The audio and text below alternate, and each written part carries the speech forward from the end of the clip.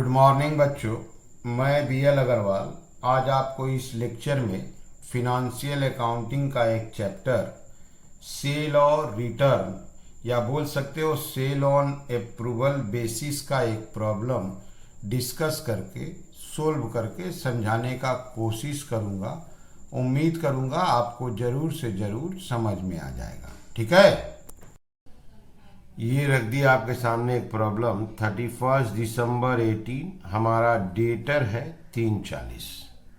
ठीक है, year and में टोटल डेटर है 3,40,000 किसका, तो बहार एंड कंपनी का। उसमें 12,000 का डेटर ऐसा है जो goods sold on approval basis पर था, जिसका कोई इंफॉर्मेशन इंटीमेशन अभी तक आया नहीं। तो ईयर एंडिंग में ये जो मेरा 340 का डेटर है, उस डेटर में सेल और रिटर्न बेसिस अप्रूवल बेसिस वाला डेटर है 12,000, जिसका अभी कोई इंटीमेशन रिसीव नहीं हुआ है। तो ईयर एंडिंग में हमको एडजस्टमेंट करना होगा, सेल कैंसिल कर देंगे 12,000 से और इसको क्लोजिंग स्टॉक में कन्वर्ट कर देंगे। बोला है these goods were sent out at cost plus 33%। कहने का मतलब अगर हमारे स्टॉक का कॉस्ट 100 था तो उसमें हम 33.333 प्लस करके 133.333 एसपी में सेलिंग किए थे, भेजे थे। ओके, तो इसका पोजीशन हुआ कि हम लोग का डेटर में 340 का डेटर में 12,000 अप्रूवल बेसिस का डेटर है, जिसका कोई इंटीमेशन नहीं मिला है। तो पहले हम 12,000 से सेल कैंसिल करेंगे, फिर उसको क्लोजिंग स्टॉक कॉस्ट प्राइस पर बनाएंगे। तो 100 रुपया का स्टॉक में 33 1/3 ऐड करके 133 में सेंड किए थे। तो इसको जब हम लोग कॉस्ट में कन्वर्ट करेंगे तो शायद वो 9,000 आ जाएगा। ओके, अच्छा, डेटर में 3,200 और 2,400 ए बी के नाम से था। 12,000 का डेटर में ए था 3,200 का, बी था 2,400 का। अब बाद बाकी कोई और होगा, उसका इंफॉर्मेशन नहीं दिया है। बोला एडजस्टमेंट एंट्री कीजिए, बैलेंस शीट दिखाइए फॉर द ईयर 18। तो 2018 में हमको 2 एंट्री करना है, सेल कैंसिल करके क्लोजिंग स्टॉक में कन्वर्ट करना है, उसको बैलेंस शीट में शो करना है। फिर 19 में चला गया, नेक्स्ट ईयर में ए एक्सेप्टेड द गुड्स। ए वाला जो पैसा था ये इसीलिए बताया था 3,200। तो ए गुड्स एक्सेप्ट कर लिया, मतलब ए वाला स्टॉक बिक गया। अब बी का रिटर्न आ गया, इसका भी एंट्री दिखाना है। ठीक है, तो ये हो गया क्वेश्चन। चलिए सॉल्व करके देखते हैं। ये रख दिए format in the books of messrs बहार कंपनी जर्नल। सबसे पहले 2018 दिसंबर 31 हमको सेल्स कैंसिल करना है। Sales account debit to debtor suspense account. Debtor में 12,000 रुपया इंक्लूडेड था, जिसका इंटीमेशन रिसीव नहीं हुआ, तो उसका हम लोग सेल कैंसिल कर दिए। Being cancellation of sales, being cancellation of sales previously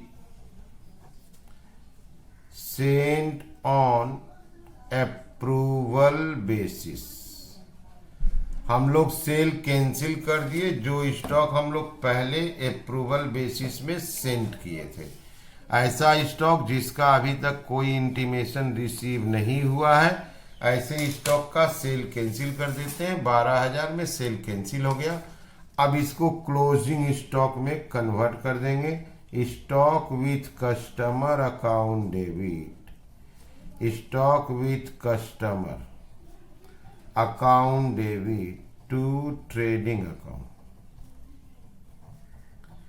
being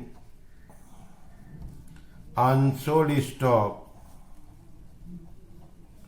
with customer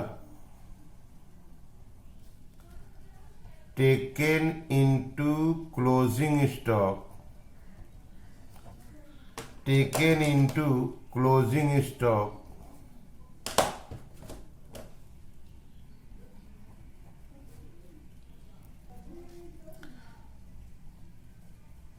at cost price. ठीक है, तो अनसोल्ड स्टॉक जो कस्टमर का था उसको कॉस्ट प्राइस पे क्लोजिंग स्टॉक में लेना है। यहाँ देखिए जब भेजते थे तो प्रॉफिट होता था 33 1/3 ऑन कॉस्ट, माने 100 का कॉस्ट तो 133 में सेंड कर देते हैं। तो ये जो 12,000 है सेलिंग प्राइस, ये 133.333 इंटू 100 करना है। ओके, तो यहां पे आपका आ जाएगा 9,000। तो सबसे पहले सेलिंग प्राइस पे सेल कैंसिल कर दिया जाता है, तो एंट्री कर दिए sales to debtor suspense. Sale cancel करने के बाद उसको क्लोजिंग स्टॉक बनाना है। क्लोजिंग स्टॉक कॉस्ट प्राइस पे बनाया जाता है। तो कॉस्ट प्राइस सेलिंग प्राइस 12,000 133 के इक्विवेलेंट है, तो डिवाइडेड बाई 133 इंटू 100, तो वो कॉस्ट में कन्वर्ट हो गया। अब इसको हमको बैलेंस शीट के लुक में दिखाना है। बैलेंस शीट में आता है सन्ड्री डेटर। सन्ड्री डेटर बताया हुआ था आपका 3,40,000। इसमें से माइनस करेंगे, पहला एंट्री डेटर को रिड्यूस किए हैं डेटर सस्पेंस के नाम से 12,000, बाहर 328। बैलेंस शीट में आपका क्लोजिंग स्टॉक आता है। क्लोजिंग स्टॉक होता है इन गोडाउन। गोडाउन वाला स्टॉक का इंफॉर्मेशन नहीं दिया है। दूसरा था विथ कस्टमर, उसको हम लोग क्लोजिंग स्टॉक को कॉस्ट प्राइस पे लाए थे 9,000। ये हो गया बैलेंस शीट। ये जो डेटर सस्पेंस क्रेडिट हुआ है डेटर से लेस होगा, ये क्लोजिंग स्टॉक में ऐड होगा। तो डेटर से 12,000 लेस कर दिए और क्लोजिंग स्टॉक में ऐड कर दिए। ओके, ये देखिए आप डेटर 340 था, 12,000 का सेल कैंसिल करके क्लोजिंग स्टॉक बना दिए।